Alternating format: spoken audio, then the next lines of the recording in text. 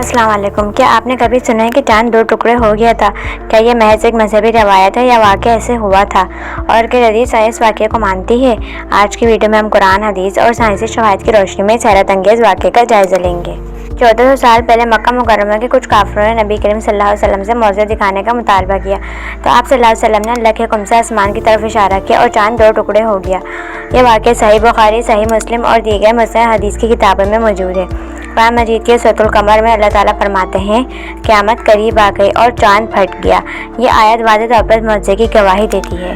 یہ واقعہ صرف مسلمانوں نے ہی نہیں بلکہ مشرکین مکہ نے بھی دیکھا اور وہ یہ کہنے لگے کہ واقعی چاند دو حصوں میں بٹ گیا تھا، لیکن کچھ نے اسے جادو قرار دیا۔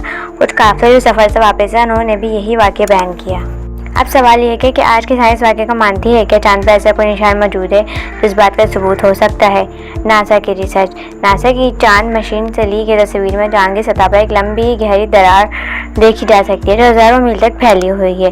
یہ لونیئر ریلز یا مون فشرز کہلاتی ہے۔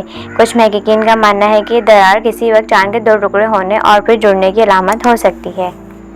ایک مشہور مصری اسلامی اسکالر اور جیولوجسٹ ڈاکٹر زغلول الجنار نے دعویٰ کیا ہے کہ چاند پر ایسی نشانیاں موجود ہیں جو اس واقعے کی تائید کرتی ہیں۔ سائنس کا موقف۔ سائنسدان اس درار کو ٹیکٹونک ایکٹیویٹی یا قدرتی چاند کی تبدیلی کا نتیجہ سمجھتے ہیں، لیکن اب تک سائنس نے واضح طور پر اس معجزے کو قبول یا رد نہیں کیا۔ یاد رکھیں، معجزہ وہ ہوتا ہے جو عقل اور سائنس سے بالا تر ہو۔ ہم مسلمان قرآن اور نبی صلی اللہ علیہ وسلم کے حدیث پر یقین رکھتے ہیں، چاہے سائنس دنیا اس کی تصدیق کرے یا نہ کرے۔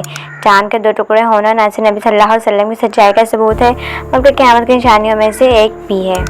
کیا سائنسی ثبوت کافی ہیں؟ شاید نہیں، مگر ایک مسلمان کے لیے قرآن کی ایک آیات ہی کافی ہے۔